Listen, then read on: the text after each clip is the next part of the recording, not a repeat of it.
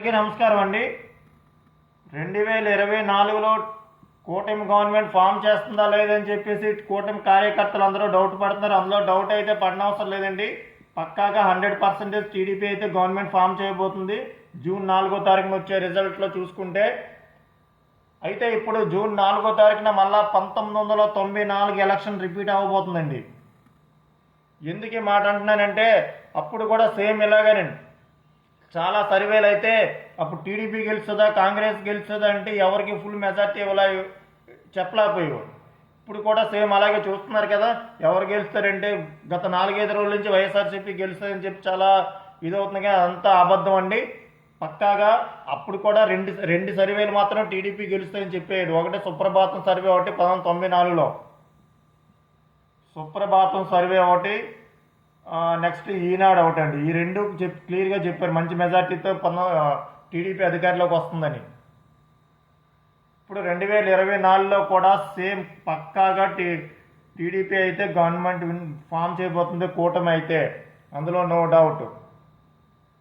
94 election ముందు ఏం జరిగిందో ఒకసారి చూడండి. మీరు ఈ వీడియో పూర్తిగా చూడండి. మీకు అప్పుడు ఇది ఎందుకు రిపీట్ అవుతుంది అన్నది మీకు వీడియో చూస్తే అర్థమవుతుందండి.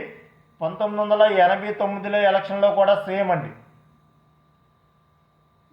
1989లో కాంగ్రెస్ గవర్నమెంట్ ఫామ్ చేసింది కదా, ఆ తర్వాత కూడా వీళ్ళు సేమ్ ఇప్పుడు 2019లో జగన్మోహన్ రెడ్డి ఎన్ని అరాచకాలు చేశారో అప్పుడు వాళ్ళు కూడా కాంగ్రెస్ గవర్నమెంట్ కూడా ఎన్టీఆర్ మీద అదే అరాచకాలని చేయడం జరిగిందండి. మీకు 2-3 ఎగ్జాంపుల్ చెప్తానండి. 2019లో జగన్మోహన్ రెడ్డి సీఎం అయిన వెంటనే ఏం చేశారంటే ప్రజావేదిక కూల్చేశారు. నెక్స్ట్ ఇంకోటి ఏంటి, చంద్రబాబు నాయుడు గారి ఇంటికి తాడులతో కట్టేశారు, గేట్లు లేవు.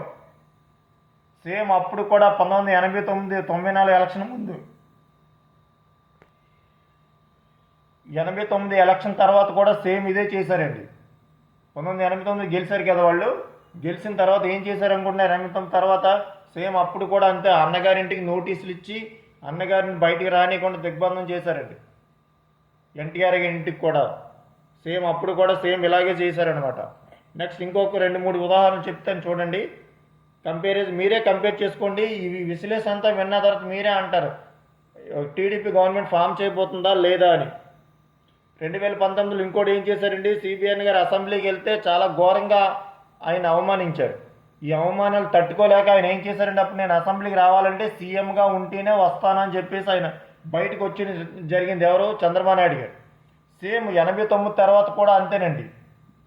89 తర్వాత కూడా అన్నగారిని ఒక విషయంలో బాగా అవమానించి వెటకారం చేశారండి. ఏ విషయంలో అంటే జమ్మలమడుగు శివారెడ్డి గారు, టీడీపీ కార్యకర్త అనుకుంటా, శివారెడ్డి గారి నాయకులు, శివారెడ్డి గారు చనిపోయారండి. ఆయన్ని బాంబులు శివారెడ్డి గారు ఏదో అంటారు.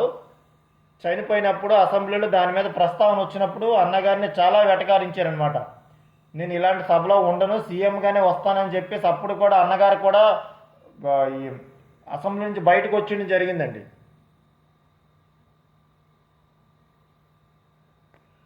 రెండు 2019లో చూడండి. నెక్స్ట్ టీడీపీ ఆఫీస్ మీద దాడి చేశారు. మీ అందరికీ తెలుసు కదా, మంగళగిరిలో టీడీపీ ఆఫీస్ మీద. అప్పుడు కూడా అంతేనండి, అబిడ్స్లో అన్నగారు ఆఫీస్ ఉంటే ఆఫీస్ మీద కూడా దాడి చేశారండి 1989 తర్వాత. నెక్స్ట్ 2019 తర్వాత అది జగన్మోహన్ సీఎం అయిన దళితుల మీద ఎంతమంది మీద దాడి చేశారండి. డాక్టర్ సుధాకర్ గారిని ఇంకా చాలామందిని చంపేయడం జరిగింది. అప్పుడు కూడా 1989 ఎలక్షన్ తర్వాత కూడా సేమ్ అండి. కడపలోను సుమారుగా 180 ఇల్లుల దగ్గరికి దళిత ఇల్లు తగలబెట్టేశారండి. ఎవరో రాజశేఖర రెడ్డి, రాజారెడ్డి ఇద్దరు కలిసి. సేమ్ 89 తర్వాత కూడా అప్పుడు ఎందుకంటే తగలబెట్టేశారు. అప్పుడు అన్నగారు 83లో వచ్చి దళితులకి బీసీ దళితులందరికీ మంచి సపోర్టింగ్గా ఉండి మీ అందరికీ నేను అండగా ఉన్నాను, మీరు ఎవరి దగ్గర బానిసలుగా బతకొద్దు అని చెప్పేసి ఎప్పుడైతే చెప్పారో వాళ్ళు కూడా కొంత రియలైజ్ అయ్యి వాళ్ళు కడపలో వాళ్ళు అంత ఎక్కువగా పట్టించుకుని వాళ్ళ మాట అంత పట్టించుకునేవారు కాదండి. అయితే మీరు నా మాట పట్టించుకోరా అని చెప్పేసి అప్పుడు ఏం చేశారంటే రాజారెడ్డి గారు సుమారుగా 180 ఇల్లులు అయితే కాల్చేయడం జరిగిందండి 1989 ఎలక్షన్ తర్వాత. దళితులు మొత్తం 180 మంది కూడా దళితులండి. నెక్స్ట్ 89 తర్వాత తిరుపతిలోనూ 2-3 దిక్కులో మనకి బై ఎలక్షన్స్ వచ్చే చూసారా? బై ఎలక్షన్లు ఎవరిని కూడా నామినేషన్ కూడా ఏనివ్వలేదు. కూడా మొత్తం వైసీపీనే గెలుచుకుంది బై ఎలక్షన్స్ అన్నీని. ఇప్పుడు కూడా ఇక్కడ అంతేనండి. 1989 తర్వాత కూడా బై ఎలక్షన్లు వచ్చాయండి. అప్పుడు కూడా మొత్తం కాంగ్రెస్ గెలుచుకుందండి. ఎవరిని నామినేషన్ కూడా వేయకుండా చాలా దౌర్జన్యాలు చేశారు అప్పుడు కూడా. సేమ్ అండి 89 ఎలక్షన్ తర్వాత ఏమైతే రిపీట్ అయ్యాయో 2019 ఎలక్షన్ తర్వాత కూడా జగన్మోహన్ రెడ్డి అవే రిపీట్ చేశాడండి. అవే దౌర్జన్యాలు. 89లో కాంగ్రెస్ గవర్నమెంట్ ఎలాంటి అయితే దౌర్జన్యాలు చేసిందో 2019 ఎలక్షన్ తర్వాత కూడా జగన్మోహన్ రెడ్డికి సీఎం అయ్యాక సేమ్ దౌర్జన్యాలు అన్నీ చేయడం జరిగిందండి. మీకు 1994 ఎలక్షన్స్కి ముందు అన్నగారు రాజమండ్రిలో మీటింగ్ పెట్టారు. సూపర్ సక్సెస్ అయింది ఆ మీటింగ్ అప్పుడు. ఇప్పుడు చూసారా 2020 మొన్న ఎలక్షన్స్ ముందు కూడా రాజమండ్రిలో ఒకటి, ఇంకోటి ఎక్కడ ఒంగోలులో ఒకటి 2 మీటింగ్లు పెట్టడం జరిగింది. టీడీపీ మహానాడు 2 కూడా సూపర్ సక్సెస్ అయ్యాయి. అలాగే ఇప్పుడు కూడా చెప్తున్నారు 1994లో అప్పుడు భారీ మెజార్టీతో టీడీపీ అయితే గెలడం జరిగిందండి. అప్పుడు 1994లో అయితే ఎవరైతే ఇప్పుడు టీడీపీ రాదన్నారో అప్పుడు మిత్రపక్షాలకు వచ్చిన సీట్లు కూడా కాంగ్రెస్ రాలేదండి 2019లో. ఇప్పుడు కూడా అదే రిపీట్ అవ్వబోతుంది 2024లో. చూడండి మీరు కావాలంటే వైఎస్ఆర్సీపీకి 30 లోపు సీట్లు, 30 నుంచి 35 లోపు సీట్లు తప్ప 35 నుంచి 35 లోపు తప్ప ఎక్స్ట్రా సీట్లు అయితే రావండి. కన్ఫామ్గా చెప్తున్నాను. టీడీపీ, జనసేన, బీజేపీ కూటమి కార్యకర్తలందరూ ధైర్యంగా ఉండొచ్చు. అబోవ్ 147 సీట్లు అబోవ్తో గెలుస్తున్నారు. అందులో నో డౌట్ 147 సీట్లు పైచిలకు సీట్లతోని అసెంబ్లీకి వెళ్ళబోతున్నారు చంద్రబాబు నాయుడు గారు, పవన్ కళ్యాణ్ గారు. అందులో నో డౌట్, ఎవరో డౌట్ పడే అవసరం లేదు. సేమ్ 1994లో అన్నగారు ఎలా అయితే విక్టరీ సృష్టించి గెలిచారు భారీ మెజార్టీతో, ఇప్పుడు కూడా సిబిఎన్ గారు కూడా మంచి మెజార్టీతో గెలిచి అసెంబ్లీకి వెళ్ళబోతున్నారు. అందులో అయితే నో డౌట్ అండి.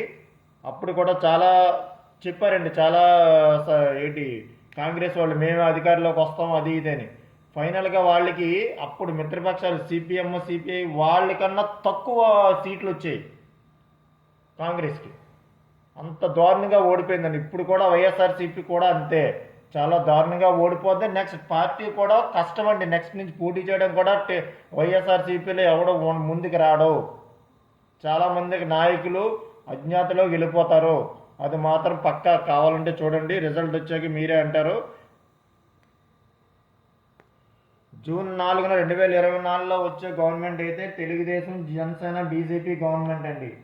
అందులో టీడీపీ, జనసేన, బీజేపీ కార్యకర్తలు ఎవరు అధైర్యపడవసరం లేదు. సోషల్ మీడియాలో వస్తున్న వైసీపీ జూన్ 9న మేము ప్రమాణ స్వీకారం చేస్తామని చెప్పేసి ఏదో అబద్ధాల మాటలు చెప్తున్నారు. అన్నీ అబద్ధం అండి. వాళ్ళు ఏదో మనుగడ ఏదో నిలబెట్టుకోవడం కోసం అలాగ అబద్ధాలు చెప్తున్నారు తప్ప వాళ్ళకి తెలుసండి ఓడిపోతామని. కాకపోతే కార్యకర్తలు ఎక్కడ మళ్ళీ చెల్లాచెదరం అయిపోతారు. ఇప్పుడే వాళ్ళ మార్గాలు ఎంచుకుంటారు. కొంచెం కూడా ఎలక్షన్లో కొంచెం కూడా మనకి ఈ ధైర్యం చెప్పకపోతే కౌంటింగ్లో ఆ మాత్రం జనం కూడా ఉండరు మనకు సపోర్టింగ్ అని చెప్పేసి ఇలాంటి డ్రామాలన్నీ వేస్తున్నారు జగన్మోహన్ రెడ్డి గారు. అవన్నీ జరగవు. జూన్ 4 తర్వాత TDP, Janasena, BJP government form చేయబోతుంది. అందులో నో డౌట్. కావాలంటే వేచి చూడండి. సేమ్ 1994లో అన్నగారు ఎలాగైతే విక్టరీ సృష్టించారో సేమ్ ఇప్పుడు కూడా 2024లో అదే విక్టరీ రిపీట్ అవ్వబోతుంది. No doubt. థ్యాంక్ యూ అండి.